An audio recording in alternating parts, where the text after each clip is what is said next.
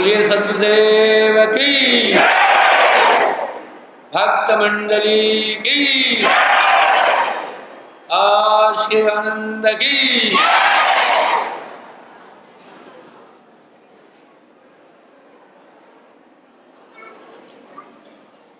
संतों मेनू निंदो नानक देव जी फरमा रहे। आखिर निंदा संतों की अधिक होती है, गुंडों बदमाशों की निंदा ज्यादा नहीं होती है। वजह है, आइए हम देखते हैं संतों की निंदा का कारण क्या है। अगर इतिहास उठाकर देखें, सभी संतों को यंत्रणा दी गई। कुछ इसका कारण इस दुनिया के अंदर अगर थोड़ा सा विचार करें तो अनुभव होता है हम सब पृथ्वी पर रहने वाले लोग एक जैसे हैं।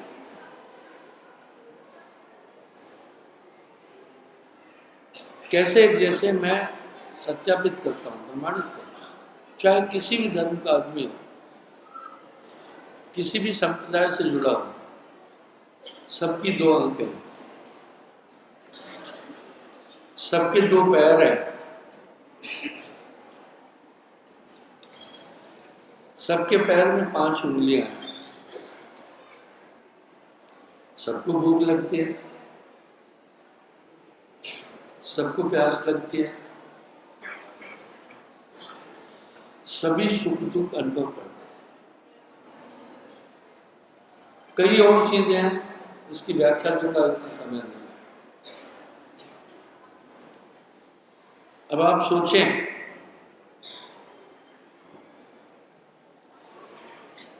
कि हम सब फिजिकल एक जैसे हैं, मस्तिष्क और मानसिक रूप से भी एक जैसे हैं। सभी जीवा जंतु बच्चों को प्रेम करते हैं, सभी में नर नारी है, और संसार में जो भी मनुष्य है सम्यक रूप से सभी में काम है, सभी में क्रोध है, सभी में लोभ है, सब में मोह है, सब में अहंकार है। साहब यहाँ अपने एक शब्द में कह रहे हैं किस तरह से अलग अलग है, कारण नजर नहीं आ रहा। इसके अलावा मैं बताना चाहता हूं, ये इंसान एक कठपुतली है। जैसे अंदर एक विरुद्धात्मक शक्ति चलाती है, सब वैसे चलते हैं। यहां कोई भी अपनी मर्जी नहीं कर सकता है। मैंने कई बार राष्ट्रपति लिंकन की बात की। उनके पीए ने बोला, मुझे यूं लगता है हम सब किसी शैतानी ताकत के हाथ में बंधे हैं। वो शैतानी ताकत हम सब से जो चाहती है कराती है। उस शैतानी ताकत में इतनी ताकत है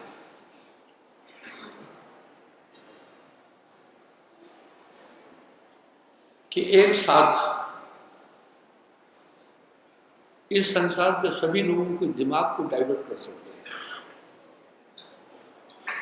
जिधर भी चाहे। हम सब उसकी कठपुतलियां हैं। मुझे यूं लग रहा है वो शैतानी ताकत हम सबको विनाश की तरफ ले जा रही है। ये बहुत स्वर्णिम वाक्य था। ये वर्ष का गोल्डन वाक्य कह रहा है। पूरी दुनिया में जो भी किसी ने कहा उससे ये सबसे उत्तम वाक्य माना गया। राष्ट्रपति रीगन के पिए ये इंसान कुछ नहीं कर रहा है, फिर कौन कर रहा है?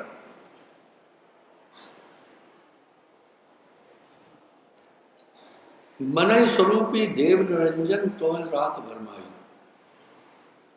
ये सब मन कर रहा है। मन ही आहे काल कराला, जीव नचाए करे ब्याह। मन जागे मन सोए, मन लेवे मन देवे, मन हंसे मन रोए। इंसान के क्रियाकलाप जितने भी हैं आत्मनिष्ठ कुछ नहीं, सब मानसिक है। मैंने पहले कहा कि सब में गुस्सा है, ये क्रोध आत्मा का वृत्ति नहीं है, और सब में है। सब में लोभ है। आत्मा की व्याख्या शास्त्रों में व्याख्याकारों ने जो किए हैं उसके अनुसार आत्मा निर्मल है।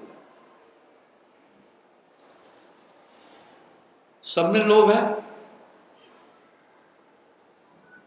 नारद जैसे ऋषियों में भी लोभ आ गया।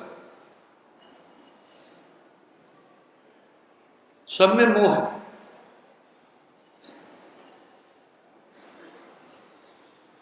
मोह सकल व्याधिन को मूला,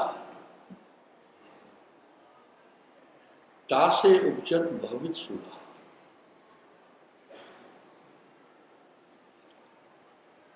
सब में अहंकार है।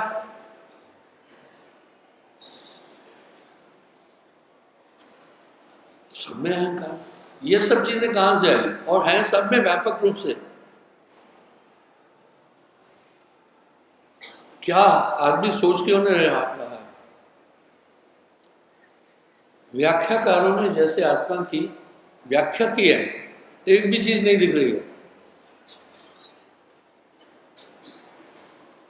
बड़े बड़े तपस्वी आए, ऋषि मुनि आए, सिद्ध साधक आए, सब इसके लपेटे में आ गए। आप तथ्य को समझें। गण गंधर्व ऋषि मुनि और देवा सब मिलकर है काल की सेवा। पीर पैगंबर कुतुब औलिया, काल निरंजन सबको दलिया। सिद्ध साधक जोगी जत्ती, मन को समझ न पाए रहते। इसको कोई समझ नहीं रहा। वो अज्ञात ताकत सबको अपने हिसाब से नचा रही है। ठीक वैसे पावर उतना ही आएगा जितना पावर हाउस से छोड़ा जाएगा। नहर में पानी इतना ही आएगा जितना नहर में बाग वाले डैम से छोड़े। इसी तरह यहाँ पाबंद है, सभी पाबंद है, सभी बंधे हैं। विडंबना है। कहन स्वर्ण के लिए हम सब कहते हैं हम बंधे हैं, पर छूटने का कोई यत्न नहीं कर रहे, और जो कर रहे हैं वो पार भी नहीं हो पा रहे। पार लगन को हर कोई चाहे, हर एक चाहता है संसार सागर से पार। बिन सदगुरु कोई था नहीं पाता। क्या साहब के यूनिक शब्द है। बहुबंधन से बांधिया, बहु बहुत सारा। एक बेचारा जीव बेचारा क्या करे, जो ने सुना देती, सब बंधे। फिर छुटकारा दिलाने के लिए कौन लगे? बंधे ही। बंधे को अंधे को अंधा मिले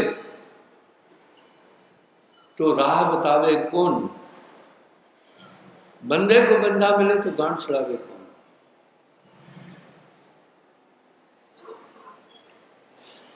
इस तरह से आगे क्या बोल रहे हैं, एक दो होए ताहे समझाऊं, भाई एक दो हो तो उसे मैं समझाऊं, एक दो होए ताहे समझाऊं, सभई बुलान है पिटवा के धंधा,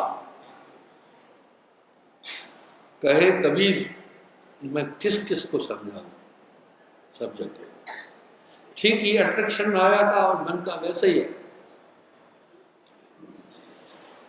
पृथ्वी की कक्षा में रहने वाले जितने भी लोग हैं सब धरती के आकर्षण के अंदर आ जाएंगे, आते हैं। ऐसा कोई नहीं है जिसे पृथ्वी का गुरुत्वाकर्षण नहीं खींचता हो। देखो सब मौसम की भी प्रवृत्ति यही है, जब ठंड लगेगी तो सबको ठंड लगती है, यानी वो शातिर ताकत इतनी ताकतवर है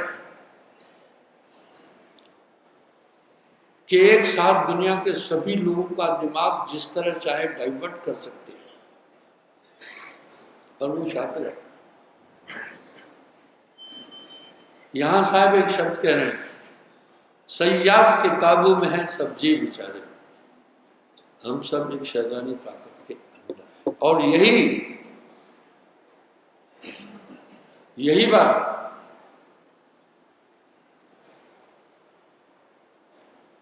रीगन के पीए भी बोले।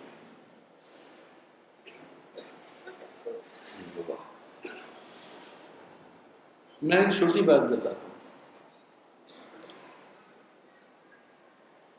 एक किताब है प्रूफ ऑफ द इवन, जिन्होंने पढ़ी हो हाथ खड़ा कर। ये 2010 या आसपास में ही छपी है। जब उसको पढ़ेंगे तो आपको लगेगा ये पूरा का पूरा मटेरियल मेरे मुंह से निकला हुआ है। इस तरह दुनिया के जितने भी उपासना पद्धति सबकी एक है,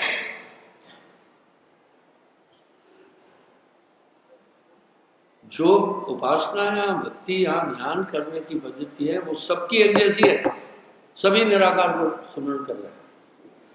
इसलिए वेद भी कह रहा है, यहां भी वेद भी कह रहा है, जेते दृश्यम तेते अनित्यम, जेते आदृश्यम तेते नित्यम, निराकार ते वेद। अब साहब कह रहे हैं वेद तो निराकार, कौन है? निराकार निरंजन जानो। इसलिए जो भी उपासनाएं हैं सब निरंजन के हुक्म से चलती है। जिस भी पार्टी की हुकूमत होगी, शासन होगा, उसका हुक्म चलेगा, अदल चलेगा। इस तरह इस संसार का राजा ही है काल पुरुष।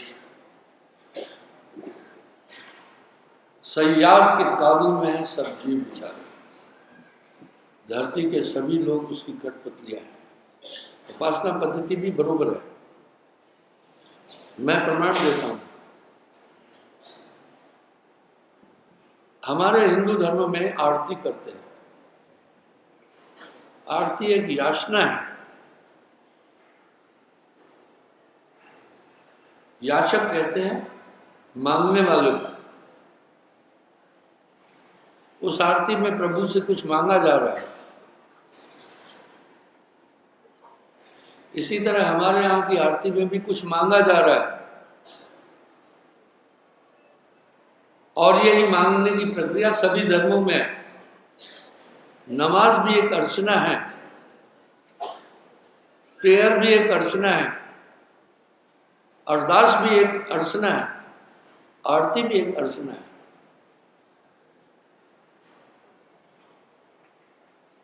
हम सब आत्म रूप से ही सिर्फ एक नहीं है, हम सब भौतिक रूप से भी सब एक है। इस तरह आइए हम देखते हैं सरकार का अदल आदेश कैसे इंप्लीमेंट होता है। गवर्नमेंट के आदेश को इंप्लीमेंट करने की सबसे छोटी इकाई है चौकीदार। उसकी ये ड्यूटी है, गांव में कोई भी ऐसा विरोधात्मक कार्य हो रहा है तो पुलिस स्टेशन को खबर दे, लंबरदार, फिर लेखपाल या पटवारी। एम आई करेक्ट? कानून को नायब तहसीलदार, तहसीलदार,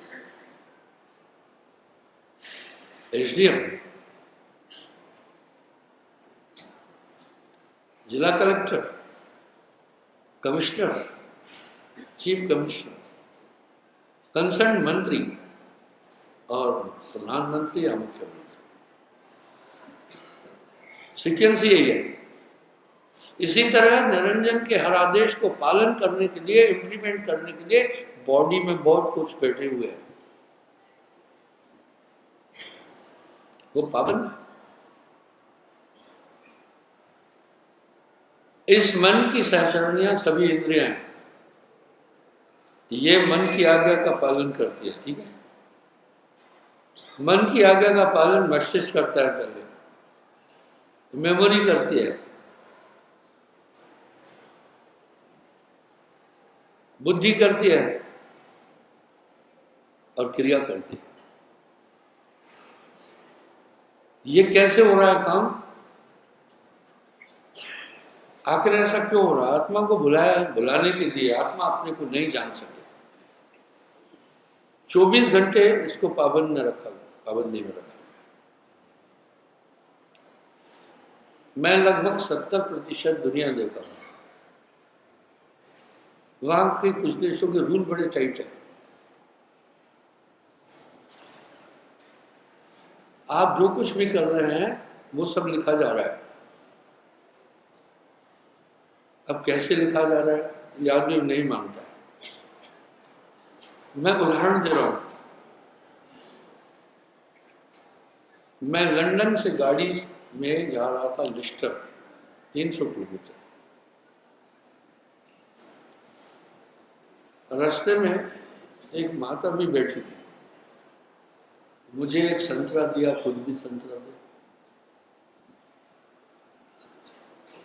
भारतीयों की हैबिट के अनुसार मैंने संतरा छील करके बाहर फेंकना चाहा। नहीं, पहले उस माता, मैं पहले नहीं खाया।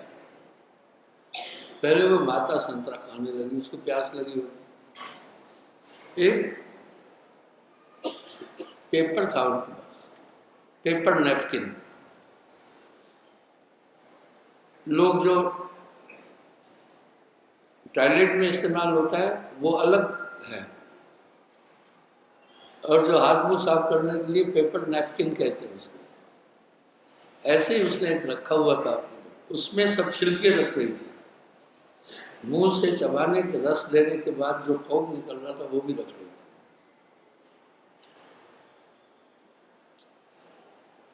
मैं भारतीयों की आदत के अनुसार संतरा छीला, छिलका थ्रो करने वाला था खिड़की से। बोले नहीं गुरु जी,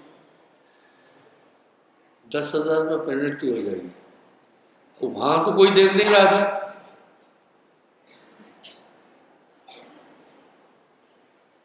कैसे हो जाएगी पेनल्टी? हर जगह सीसीटीवी कैमरे लगे, कोई पुलिस वाला नहीं है। अभी हम काफी पीछे हैं, हमें आगे चलना है। एक भी पुलिस वाला आपको नहीं मिलेगा। सीसीटीवी कैमरे में फुटेज आ जाएगी। आपके अकाउंट से पैसा कट जाएगा। फुटेज आपके पास पहुंचेगी कि आपने ये गलती की थी, नो अपील।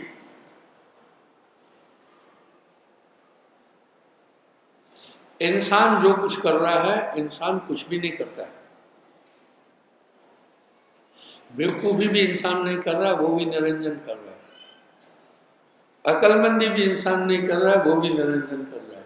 जब मैं ये बोलूंगा तो कहेंगे ये पागल हो गया।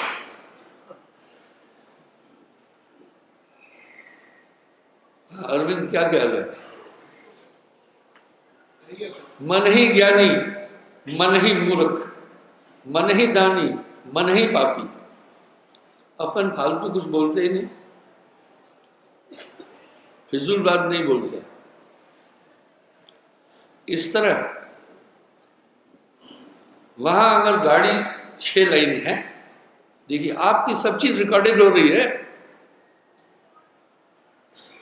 जो दुनिया को चलाने वाला है उसमें बड़ा पावर है, वो किंग है निरंजन। वहां पर 8 लाइन रास्ते हैं, 6 लाइन भी नहीं, 8 लाइन है। एक तो गली कूचे में जो जाते हैं वहां आते एक रास्ता वो है, 3 आने के रास्ते, 3 जाने के अच्छे। फर्स्ट ट्रैक पर चलना है, your speed not should be less than 80 kilometre per hour, नहीं 120 किलोमीटर,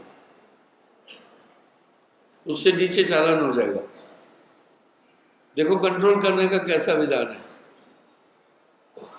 और सेकेंड लाइन पर चलना है तो उसकी स्पीड होना चाहिए not less than 80, not over 120।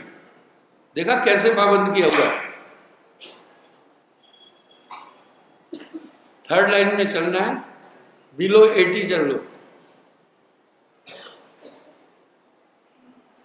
हर जगह स्पीड डिटेक्टर है। मैं आपको उदाहरण देता हूं, हम तो उनको फॉलो कर रहे हैं अभी। हम तो फॉलो कर रहे हैं उन्हें। उदाहरण के लिए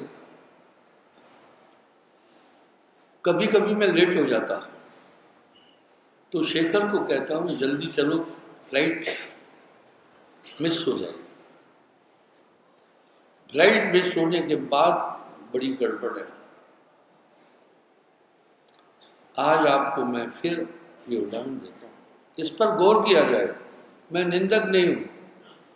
घबरा खड़ा बाजार में सबकी मांगे खैर, ना काऊ से दोस्ती ना काऊ से। मैं एक उदाहरण देता हूँ। मैंने काफ़ी यात्राएं की, अभी भी करूँ। बेंगलुरु जब मैं प्रोग्राम देता था तो बेंगलुरु से प्रोग्राम देने के बाद मैं मुंबई जाता था, क्योंकि यहाँ से निकलने के बाद जम्मू से कनेक्टिविटी बहुत ज़्यादा नहीं है यहाँ से, तो बार बार जम्मू आकर जाना मुश्किल है। बेंगलुरु से मैं फुर्सत पाता था, आश्रम में, बेंगलुरु में अच्छा आश्रम में 2 एकड़ जमीन है, करोड़ों के, तो काफ़ी स्पीड में चलना पड़ता है मुझे। तो मैं सिर्फ बोर्डिंग गेट से आपको 40 मिनट पहले ही निकलना है, फिर प्लेन में बैठना है, फिर वो प्लेन स्टार्ट होता है, प्लेन पावर बनाता है। लेट हो गया थोड़ा, कितना, ओनली 2 मिनट्स। मुझे बोर्डिंग पास 40 मिनट पहले रिसीव करनी थी, 2 मिनट। बोला नो सर, बोला आपको अभी अलो नहीं है, आप इंस्ट्रक्शन देखो टिकट में है कि आपको 40 मिनट पहले पहुंचना है। मैं कहा मैडम 2 मिनट की तो बात है सर। बोला नॉट। मैं चिंतित हुआ कि बम्बई में हजारों लोग आते हैं बेचारे दूर दूर से सत्संग सुनने। मैंने हड़बड़ाहट में जल्दी शेखर को कहा और कोई फ्लाइट देखो जो सडनली हो। काउंटर पर गया, उसी प्लेन की जिस पे मुझे अलाउ नहीं किया, ध्यान से सुनना मेरी बात, इस पर कौन ऑब्जर्वेशन करे, कंट्रोल ही नहीं है किसी का, किसी का कंट्रोल नहीं है। उसने कहा 20,000 रुपीज की टिकट है, उसी प्लेन की जिसमें मुझे अलाउ नहीं कर रहे थे। गौर से सुनिएगा, झूठी बात नहीं करता हूं। शेखर मेरे पास आया, मैं इतनी दूर था जितने वो दो आदमी बैठे। मुझे कहा गुरुजी इसी प्लेन की टिकट मिल रही है। मैंने तो इनमें सोचा मेरी बुकिंग पहले थी, मेरे लिए क्या प्रॉब्लम है इनको, मुझे क्यों नहीं अलाउ कर रहे हैं। अभी वहां से काउंटर पर फ्रेश टिकट लेने वाला इसी प्लेन में जा रहा है।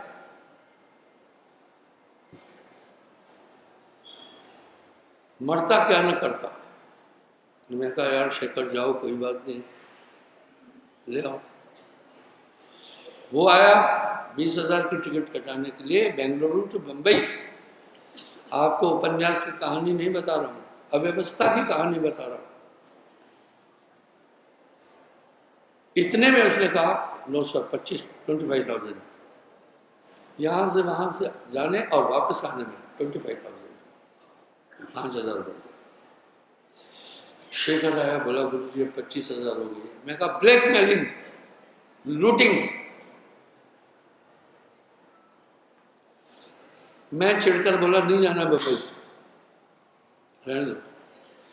शेखर ने कहा गुरुदेव हजारों लोग वहां प्रतीक्षा कर रहे हैं, क्या देखना है पैसे को। मैं ये चैलेंज कर रहा हूं, कोई मुझ पर करे मुकदमा मैं सिद्ध करूंगा। दोबारा 25,000 की टिकट लेने गया, 32,000 हो गए थे। अब शेखर खुद ही 32,000 पे करके टिकट ले आया। उसने कहा वहां से जाने से इधर आने तक और बढ़ जाएगा। अब मैं शेखर को कहा भाई क्या है, बोला रहने दो गुरुजी ठीक है।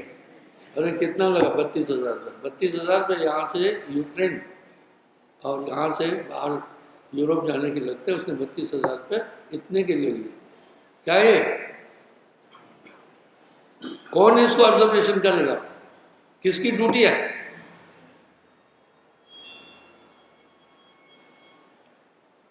हम अभी भी अव्यवस्था के अंदर, मैं किसी राजनीतिक दल को नहीं दोष दे रहा हूं, हम सब अभी भी अव्यवस्था के अंदर जी रहे हैं, ठीक है। पर सच कहो तो मारन ढाई झूठ कहा नहीं जाए। 32,000 में देकर मैं हाँ आया।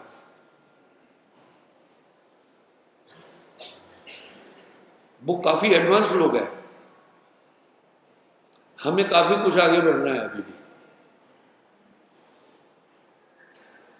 अगर आप उस हाईवे पर चल रहे थे, लंदन से लिस्टर जा रहा था, रास्ता शायद मैनचेस्टर की तरफ जाता था, अगर थोड़ा सा आप अपनी लाइन को, वहाँ लाइन है, थोड़ा वो करेंगे, पहले साउंड आएगा, ठीक है, ट्रेन संभल जा, तू दूसरी जगह इंटर हो रहा है, नहीं तो फिर चालन कर जाए। देखा कैसी व्यवस्था है। ये बात मैं क्यों उठाया, मैं इस देश का नागरिक हूं, राष्ट्रवादी हूं, एक सैनिक हूं। तो इसी तरह हर आदमी को कैसे जकड़ रखा है, कोई भी गलत नहीं कर सकता है। मैं दिल्ली की बात बताता हूं, कभी कभी दिल्ली आश्रम में प्रोग्राम देकर के मैं नेक्स्ट फ्लाइट पकड़ने जाता हूं, तो लेट होते हैं। वो लेट होना ही होना है, आप भरोसा करेंगे जितने लोग अभी बैठे हैं इससे ज्यादा बंदी करके जा चुके हैं। अभी जितने बैठे हैं इससे ज्यादा अभी आएंगे।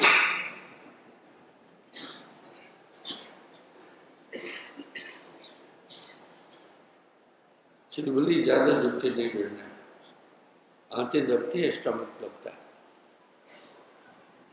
तो वाकिफ हूं मैं। शेखर को कहा स्पीड बढ़ाओ, बोला गुरुजी आगे ट्रैफिक वाले खड़े हैं, चालान कर देंगे। और गुरुजी 3 बार चालान होने के बाद फिर लाइसेंस रद्द हो जाता है। चलो कंट्रोल। अभी भी मेरे साथ ऐसा होता है। मैं अभी शेखर को कहा थोड़ी रफ्तार खींचो, लेट हो जाएंगे फ्लाइट, नहीं तो बोर्डिंग नहीं होगा। बोला गुरुजी लेट, जल्दी नहीं चल सकते हैं, स्पीड लिमिट है यहाँ पर। मैं बोला अभी कोई भी नहीं। बोला सीसीटीवी कैमरे लगे हैं, वो स्पीड डिटेक्ट कर रहे हैं। मैं बोला ये वहाँ की पद्धति आई। चेयरमैन साहब क्या कह रहे हैं?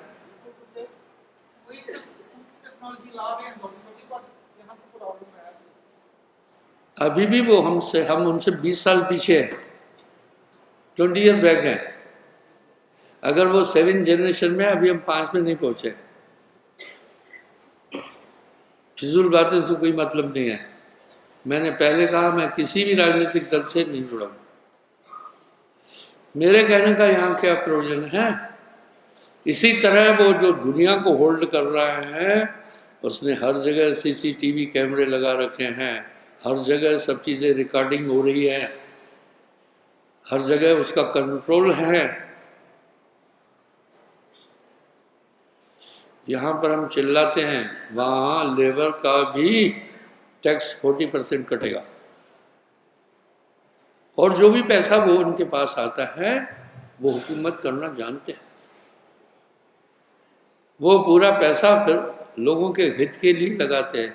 अच्छे अच्छे रोड बनाएंगे, हॉस्पिटल फ्री, हर एक नागरिक की 3 महीने में मेडिकल चेकअप होगी, सब चीज़ होगी। दुनिया घूमने से आपको पता चलेगा। मैं तो कोई लीडर नहीं हूँ कि जाकर वीआईपी फैसिलिटी, मैं तो वहाँ भी गली गली घूमता हूँ, घर घर जाता हूँ। तो शायद मुझे अनुभव ज़्यादा है,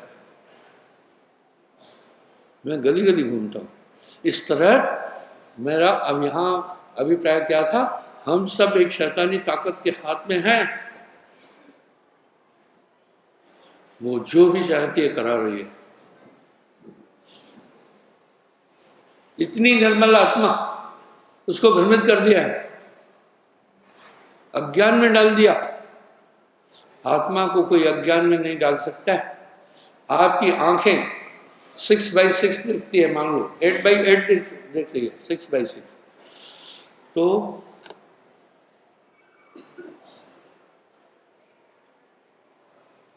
अंधकार में भी आपकी आंखें देखती है उतना, लेकिन सामने अंधकार है तो फिर अंधकार ही दिखेगा, दृश्य नहीं दिखेगा। इस तरह माया और मन के आवरण के बीच में आत्मा है। और इस आत्मा को यह अनुभव करा गया, योर बॉडी